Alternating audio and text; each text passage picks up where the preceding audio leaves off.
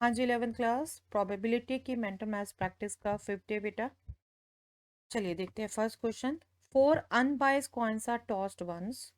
If the probability of getting even numbers of heads is p, then find the value of 8p।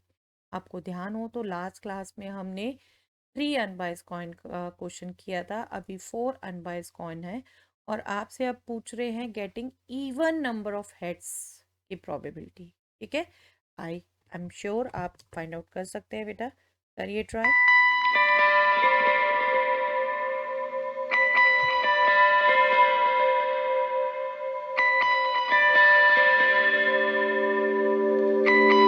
देखिए 4 unbiased coins toss हुए हैं तो that means total cases आपके हो गए 2 2 2, 4 times multiply that means 16। ठीक है, अब आपसे getting even number of heads पूछा है। अब आप देखो 4 कॉइन टॉस हो रहे हैं तो 0 हेड, 1 हेड, 2 हेड, 3 हेड और एट द मोस्ट 4 हेड हो सकते हैं। इवन नंबर ऑफ हेड पूछा है। ओके, पहले तो केसेस लिख देते हैं। आई होप आपको ये केसेस भी ध्यान है। 1 4 6 4 1। सैंपल स्पेस जितना अच्छे से सिमिट्री से लिखा हुआ है आपने बेटा, ये नंबर सबको याद होगा। नहीं होगा तो फिर से आज कह रही हूँ बेटा मैं, सैंपल स्पेसेस जो मैंने आपको सिखाया था वीडियोस वो एक बार देख लीजिएगा दोबारा से। अभी हम नंबर यूज करने वाले हैं। 0 हेड एक ही बार आएगा, 1 हेड 4 टाइम्स, 2 हेड 6 केसेस में, 3 हेड 4 केसेस में, 4 हेड 1 केस में। हमें चाहिए था इवन नंबर तो उसमें काउंट होगा 0 हेड और 2 हेड 4 हेड। ठीक है, तो फेवरेबल केसेस देख लो बेटा। 1 + 6 7 + 1 8, 8 फेवरेबल केसेस। प्रोबेबिलिटी p हो गई 8/16, दैट मीन्स 1/2। आपसे नंबर पूछा है 8p, 8 × 1/2 that means 4 is your. और आई एम श्योर आप में से भी बहुत होगा निकला होगा बेटा। चलिए next question. Let n be the sum of numbers appeared when two fair dice are rolled. If the probability that n minus 2, n and n plus 6 are in geometric progression is m/36, then find the value of m. I hope समझ पाए हैं बेटा आप question. दो tie role हो रही हैं आपकी, तो सम ऑफ द नंबर्स, इसके भी आपको ध्यान हो तो मैं कुछ नंबर्स यहाँ पे भी बात करती थी, अगर आपको ध्यान हो वो यूज होगा बेटा यहाँ पर। और आपसे पूछा है प्रोबेबिलिटी कि n-2, n and n+6, n सम को रिप्रेजेंट कर रहे हैं, ये ज्योमेट्रिक प्रोग्रेशन में हो, वो m/36 है, तो m क्या हो। ओके, करिए ट्राई।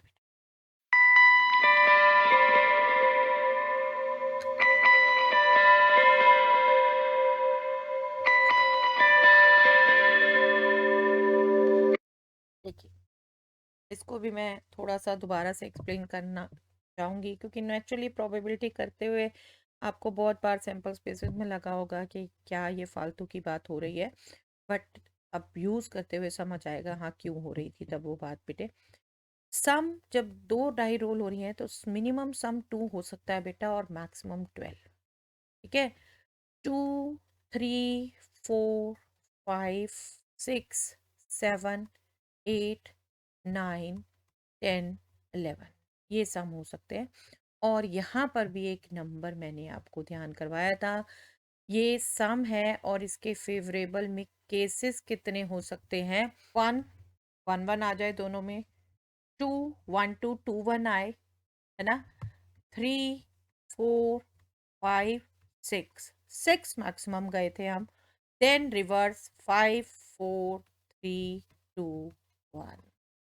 ये भी तब नंबर याद कराने की कोशिश की थी बेटा जब हम सैंपल स्पेसेस लिखते थे। ठीक है, उसका यहाँ भी यूज होगा। और देखिए यूज कैसे होगा, आपको कहा है कि ये सम n है। ठीक है, अब आपसे पूछिए प्रोबेबिलिटी कि n-2, n और n+6 ये ज्योमेट्रिक प्रोग्रेशन में होना चाहिए। That means n/n-2 should be equal to n+6/n होना चाहिए, कॉमन रेशो, है ना। बस इसको आपने क्विकली सॉल्व करना है बेटा, जितनी क्विकली आप कर सकते हैं, और आपने यहाँ से n की वैल्यू निकालनी है। आप आई एम श्योर आप में से बहुत से इसको कैलकुलेशन करते करते ही एन स्क्वायर बिल्कुल मेंटली ही कट कर देंगे, लेकिन मैं अभी हर टाइप के बच्चे के लिए यहाँ पर कैलकुलेशन कर रही हूँ, तो मैं एक बार पूरी दिखा रही हूँ। 4n-12 = 0, तो n आपका हो गया 3। n मतलब सम, सम 3, सम 3, सम 3 के फेवर में केसेस 2, और जब दो डाई रोल होती हैं तो टोटल केसेस कितने होते हैं? 6 × 6 36। तो आपकी जो ये प्रोबेबिलिटी बोली है m/36 है, वो एक्चुअली जो हम कैलकुलेट कर रहे हैं 2/36 है। तो कंपैरिजन में आपसे m ही पूछा था, that is 2, m is 2। Okay, I hope समझ आया बेटा आपको क्वेश्चन। चलिए, let n be the sum of the numbers appeared when two fair dice are rolled. Similar kind of question, beta. If the probability that n-4, n and 2n-3 are in arithmetic progression Pm/6, then find the value of m. Again a good question, beta. वहां पर 3 number गए थे geometric progression में, यहाँ ये 3 number गए हैं arithmetic progression में, और प्रोबेबिलिटी n/6 है, यहाँ से m बताना। आई एम श्योर आप कर पाएंगे, करिए ट्राई।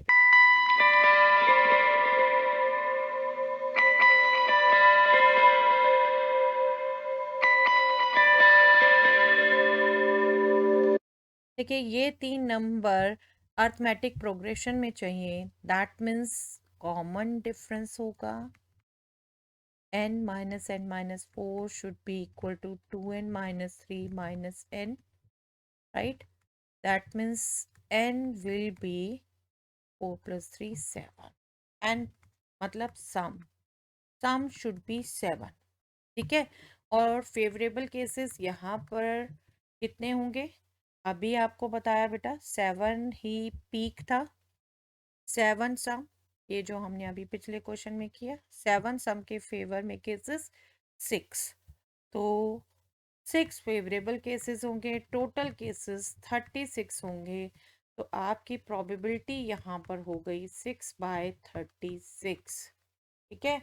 और ये आपको फॉर्म में लिखी मिली है m/6। आप बिल्कुल कंपेयर कर सकते हैं, कट कर सकते हैं 1/6, तो m आपका हो गया 1, m1।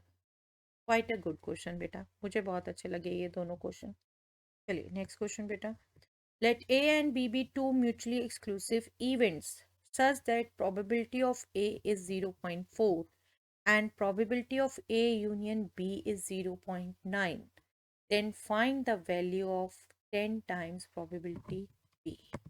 बिल्कुल सिंपल लैंग्वेज है बेटा, आई होप आप सभी समझ पाए होंगे। म्यूचुअली एक्सक्लूसिव हैं, ये दो प्रोबेबिलिटीज दे रखी हैं, और ये प्रोबेबिलिटी पूछिए। करिए रिकॉल, क्या रिजल्ट यूज कर सकते हैं, और करिए ट्राई।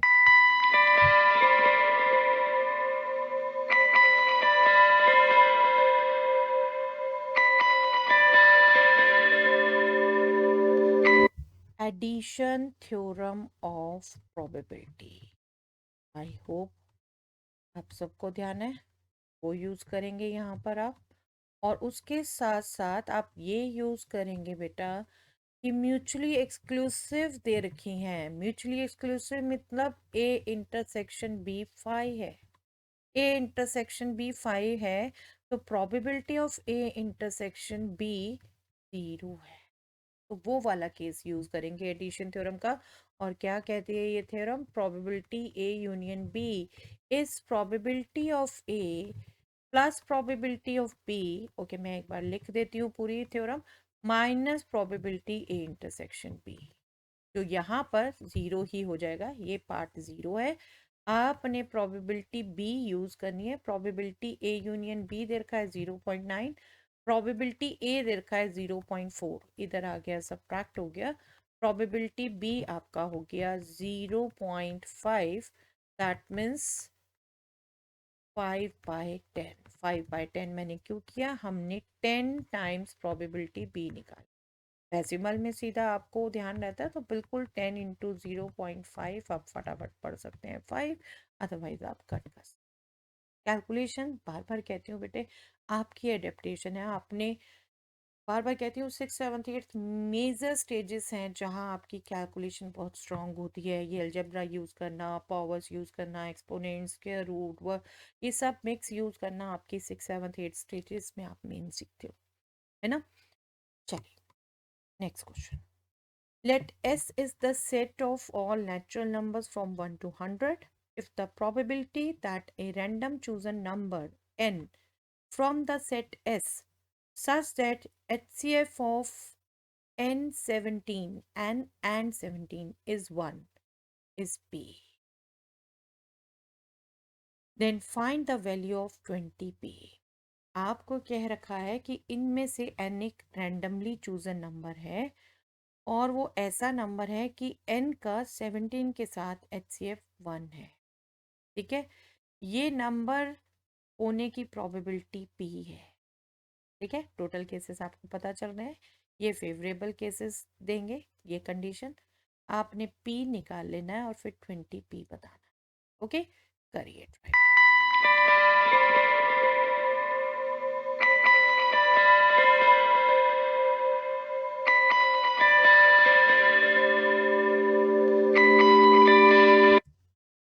देखिए आई होप आप ये HCF और प्राइम नंबर्स ये सब चीज़ें समझते हैं बेटा।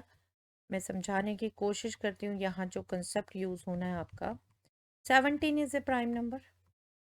ठीक है, you know that prime number का बाकी सभी नंबर्स जो कि उससे डिविजिबल नहीं है, HCF 1 आएगा। दैट मीन्स n क्या है, n s में है और n एक्चुअल में नॉट डिविजिबल है 17 से, क्योंकि जो 17 से डिविजिबल होगा उसमें तो 1 नहीं आएगा ना HCF। अदरवाइज बाकी सब जो उससे डिविजिबल नहीं है, क्योंकि ये प्राइम नंबर है तो सबके साथ बाकी के साथ को प्राइम होगा, तो 17 से डिविजिबल नहीं होना चाहिए। अब 17 से डिविजिबल देखो आप 1 से 100 के बीच में, आप क्विकली 17 की टेबल आपको आती है तो आपको पता है 5 ऐसे नंबर बनते हैं सिर्फ 17 से लेकर 85 तक। ठीक है, मतलब 17 इंटू 1 से लेकर 17 इंटू 5 तक, तो ये 5 नंबर बनते हैं बेटा। 5 नंबर जो डिविजिबल बाय 7 है। ठीक है, डिविजिबल बाय 17 है और हमें क्या चाहिए थे, n नॉट डिविजिबल बाय 17। तो इन हंड्रेड में से नॉट डिविजिबल बाय 17, 17 को भी छोड़ना है। ठीक है, 100 माइनस 5 हो गए 95।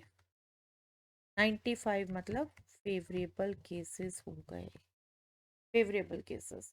तो प्रोबेबिलिटी क्या हो गई बेटा, 95 बाय 100, 95 बाय 100। और आपसे पूछा क्या है, 20p। तो 20p कैलकुलेट कर दीजिए, दिस विल बी 95, ये 20 कैंसिल हो जाएगा 5 और ये कैंसिल हो जाएगा 90, 19 will be the answer. Okay, अब देख रहे हो कितनी बेसिक नॉलेज से यहाँ पर यूज हो रहा है। आपको प्राइम नंबर अच्छे से समझ आना चाहिए, क्या क्या कंडीशन है, को प्राइम कब होते हैं, है ना।